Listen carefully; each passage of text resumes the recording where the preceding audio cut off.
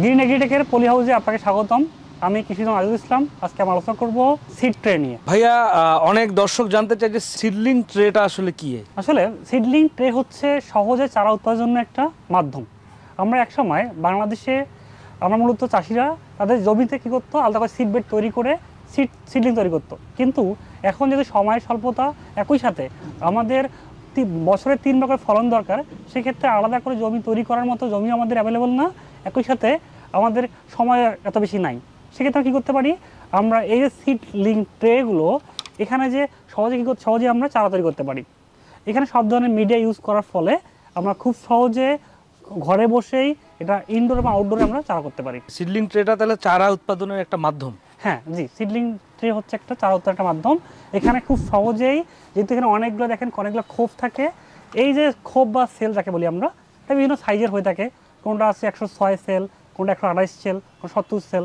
এটা ডিপেন্ড করে চারার ওপর, অর্থাৎ এটা সবজি চারা নাকি এটা ফলের চারা নাকি অন্য কিছু, এসবের উপর নির্ভর করে আমরা মূলত বিভিন্ন সাইজের বিভিন্ন শেপের সিডলিং ট্রেগুলো ইউজ করতে পারি।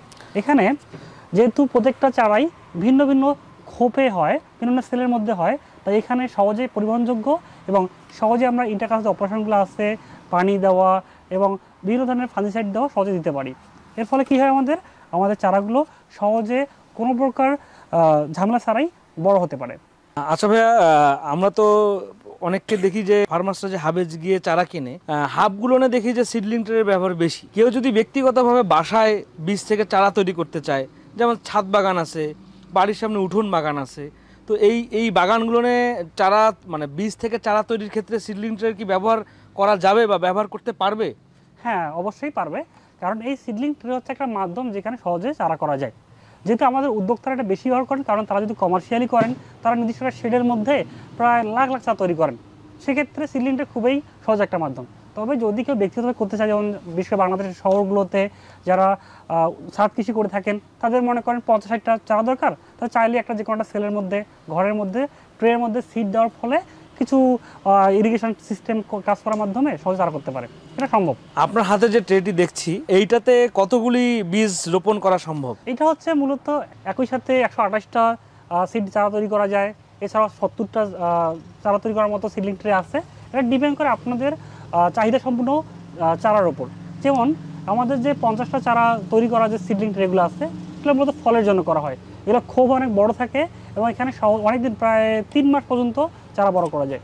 একই সাথে যদি আমরা 128 সেলের যে সিডলিং ট্রেগুলো আছে, এগুলোর ক্ষেত্রে আমরা মূলত টমেটো, ব্রোকলি, লেটুস, যেগুলো আমাদের শর্ট 1 মাসের চারা হলেই হয়ে যায় এবং ছোটো চারা আমাদের খুব তাড়াতাড়ি সম্ভব হচ্ছে এখান থেকে তুলতে হবে, সেই চারাগুলো আমরা লাগাইতে পারি। সুতরাং আমরা বলতে পারি আমাদের যে সিডলিং ট্রেগুলো আছে, সেটা মূলত বিভিন্ন ধরনের সবজি চাহিদা, আমরা কোন ধরনের সবজি আমরা লাগাবো, কোন ধরনের প্ল্যান্ট তৈরি করবো আমরা, তার উপর ডিপেন্ড করে চারার আকার এবং চারার সেল সংখ্যা ভিন্ন হতে পারে। তার মানে যদি আমার বাসায় দেখা যাচ্ছে যে ছাদে 1 শতক পরিমাণ জায়গা আছে বা 2 শতক পরিমাণ জায়গা আছে, সম্পূর্ণ ছাদে তো আমার বীজ থেকে চারা রোপণ করা সম্ভব না। দেখা যাচ্ছে আমার কাছে 100 বা 200 বীজ আছে বা 500টা বীজ আমি করব, সেই ক্ষেত্রে আমাকে মাটিতে দেখা যাচ্ছে যে আগে ছিটাইতে হতো, সেখান থেকে চারা হতো। আর এটা যারা ছাদ বাগান করে বা বাসা বাড়িতে করে, তাদের এত বড় জায়গা নেই। সেই ক্ষেত্রে তার মানে আপনার কথাতে মনে হচ্ছে যে এই সিডলিং ট্রে যেটা 128 সেল, 106 সেল, 70 সেল বা 50 সেল, এইগুলো যদি ছাদ বাগানের কেউ তাদের মনে করে যে তাদের জায়গা কম, তারা তাদের ছাদের মধ্যে অল্প জায়গার মধ্যেই চারা বড় করতে পারবে। হ্যাঁ জি, অবশ্যই পারবে। স্পেসের ক্ষেত্রে এটা কি ভূমিকা রাখতেছে? কোনো সমস্যা নাই। এটা চাইলে আমাদের এই চারাটা যদি আমরা চাই যে একটা বাসার টেবিলের মধ্যে করবো, তাও করা সম্ভব, কোনো সমস্যা নাই। আমরা ঘরের মধ্যে, বিছানার যে সাইড থাকে, আলমারির মধ্যে, যে কোনো জায়গা হতে পারে। আমরা যা সেখানে, এটা তো যে কোনো জায়গায় রাখা যায়, সামান্য একটু যদি কোনো একটা টেবিলের মধ্যে রাখি, তাও রাখা সম্ভব। আমরা সহজে এটা বীজ দিব, একটু সানলাইট দরকার হয়, মাঝে মাঝে একটা বাইরে টেবিল রাখলাম, এটা ইজিলি পরিবহনযোগ্য, কোনো সমস্যা নেই। আর দেন আপনার 30 or 40 ডেজ চারা যখন বড় হয়ে যাবে, দেন আমরা মেইন জায়গায় লাগাবো, আমাদের যে আউটডোর ফিল্ড আছে।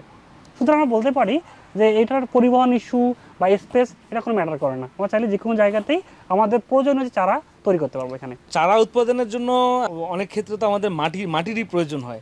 সো সিডলিং ট্রেতে আমরা আসলে মাটি ইউজ করবো না অন্য কোনো মিডিয়া? দেখেন, আসলে গাছ বড় করার জন্য বা চারা তৈরি করার জন্য আসলে মাটি ফ্যাক্টর না, মাটি যে একটা মিডিয়া হচ্ছে মাধ্যম, যাকে ধরে শিকড়গুলো যার ওপর কেন্দ্র করে বড় হয়। এখন এটা মাটিও হতে পারে, এটা পানিও হতে পারে, বা কোকোপিট হতে পারে, কোকো ডাস্ট হতে পারে, ভার্মি কম্পোস্ট হতে পারে। আমাদের আসলে সয়েলের জন্য দরকার, গাছের জন্য দরকার আছে আমাদের কিছু প্লান্ট নিউট্রিয়েন্ট, পুষ্টি উপাদান। এই সময় 17টা, এই 17টা পুষ্টি উপাদান যেখান থেকে সে কালেক্ট করবে, সেটা মাটি থেকে হতে পারে, সেটা পানি থেকেও হতে পারে, সেটা আদার্স থেকে হতে পারে। আমরা এখন নাম শুনছি যে হাইড্রোপনিক সিস্টেম বা অ্যাকোপনিক সিস্টেম বা সয়েল মিডিয়া বা সয়েললেস মিডিয়া, যেগুলো হতে পারে। আসলে আমাদের এটা আসলে ভুল ধারণা যে আমরা অনেকে এটা জানি না আসলে যে মাটি একমাত্র মাধ্যম যেখানে গাছ বড় হয়। আসলে মাটি ছাড়াও সেটা পানি বা কোকোপিট বা ভার্মি কম্পোস্ট, এগুলোতে গাছ বড় হতে পারে। গাছের জন্য পুষ্টি উপাদান অত্যাবশ্যকীয়, নট যে মাটি গুরুত্বপূর্ণ না। ধন্যবাদ। আচ্ছা ভাইয়া, এখন আমরা দেখি যে সিডলিং ট্রের ব্যবহার প্রত্যেকটা জায়গাতে খুব বেশি। আমরা অনলাইনে দেখি বিভিন্ন কৃষকরা ব্যবহার করে থাকে, হাবে তো ব্যবহার করেই, কৃষকরা ব্যবহার করে থাকে। সিডলিং ট্রেতে এই চারা উৎপাদনের ক্ষেত্রে কৃষক বা হাব যে অনার আছে, তাদের খরচ কেমন পরিমাণ হয়, বা খরচ কম হয় না বেশি হয়? দেখুন, সিডলিং ট্রের আসলে মেন সুবিধা হচ্ছে সময় সাশ্রয়ী, এর জন্য আলাদা কোনো স্পেস দরকার হয় না, এবং আমরা প্রয়োজন মতো যখনই চাই যে কোনো ওয়েদারে, এটা যেহেতু আমাদের ওয়েদার কন্ট্রোল ওয়েদার, ঘরের মধ্যে করা যায়, আলাদা কোনো স্পেস রাখতেছে না, তাই খুব কম সময়ে এবং অল্প টাকার মধ্যে, কারণ আমাদের এখানে জায়গার দরকার নাই, আদার্স কোনো শ্রমের দরকার নাই, খুব সহজে আমরা পারতেছি।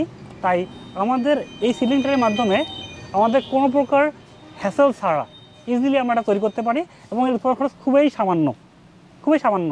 আমরা চাইলেই বাড়িতে এটা যদি কোনো ইন্ডিভিজুয়াল কোনো পার্সন সেও কিন্তু করতে পারে, তার যে কোনো একটা মিডিয়া কালেক্ট করলো, সে কোকোপিট বা ভার্মি কম্পোস্ট বা মাটি ইউজ করে সে কিন্তু সহজে করতে পারবে। এই জন্য খরচ আসলে খুবই কম। আমরা আগে দেখতাম সনাতনভাবে যারা চাষ করতো তাদেরকে দেখতাম যে 2 থেকে 3 শতক জমির মধ্যে তারা বীজ ছিটিয়ে চারা উৎপাদন করত। এখন আমরা দেখতেছি যে এই আধুনিক যুগে বৈজ্ঞানিক পদ্ধতিতে সিডলিং ট্রেতে বিভিন্ন জন চারা উৎপাদন করতেছে। তো মাটিতে ছিটিয়ে চারা উৎপাদন আর সিডলিং ট্রেতে চারা উৎপাদনের মানে উৎপাদনের হারটা কেমন? সুন্দর প্রশ্ন আপনার। যে আমরা আসলে যেটা করতাম আগে, সিড বেড বলা, এটা সিড বেড বলতে মাটিতে একটা উঁচু করে মাদা করার মাধ্যমে আমরা ওখানে চারা বীজ দিতাম, দেন ওখানে জার্মিনেশন করে আস্তে আস্তে চারা বড় করতো। এখানে যেটা হয়, এটা একটা সিস্টেম, আর বর্তমান করি আমরা সিডলিং ট্রের মাধ্যমে করি। এই দুটার মধ্যে সবচেয়ে বড় পার্থক্য হচ্ছে, আমরা এখনকার সময় কোনো প্রকার হ্যাসেল ছাড়া ইজিলি আমরা যদি কোনো একটা চারা যদি আমরা এখানে তুলি, তো দেখা যাবে যে সহজে আমরা এখানে তুলতে পারবো। মনে এই যে আমরা একটা তুললাম, এটা আমাদের হচ্ছে ট্রে থেকে, দেখেন এখানে আমাদের সুন্দরভাবে রুটগুলো সন্নিবেশিত আছে, কোনো প্রকার হ্যাসেল নাই। রুট শিকড় আমাদের কোনো শিকড় হচ্ছে সেরার কোনো নাই। কিন্তু আমরা যদি দেখি, যদি আমার মেন যে সিড বেডে যেটা মাটিতে করা হয়, এখানে অনেকগুলো চারার যে শিকড়গুলো পরস্পর লেগে থাকে, তখন টানতে গেলে শিকড় ছেড়ে যায়, তখন আমাদের ফাইনাল যে আমরা ফিল্ডে লাগাবো তখন আসলে ঠিকমতো ফসলটা গ্রো করবে না, চারাটা বড় হবে না। তো এটা একটা মেন একটা ইস্যু। আর অপরদিকে একটা ইস্যু হচ্ছে, ওখানে একটা জায়গা দরকার ছিল। আমরা যদি সিড বেডে সনাতন মধ্যে করি, তখন অনেক জায়গা দরকার হয়, যেটা বর্তমানে অ্যাভেলেবল না। সেই তুলনায় আমাদের এই যে সিডলিং ট্রের চারাগুলো তো যে কোনো সময় অনেক অল্প জায়গার মধ্যে, এবং আমরা ভার্টিক্যালি কিন্তু করতে পারি। একটা এইরকম স্পেসের মধ্যে আমরা চাইলে 5-6 চারা তৈরি করতে পারবো, যেটা খুবই সহজ একটা পন্থা।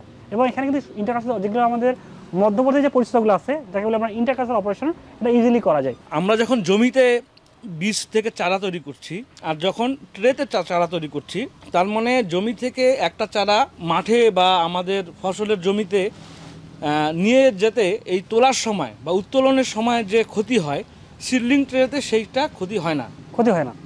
এবং সহজে পরিবহনযোগ্য।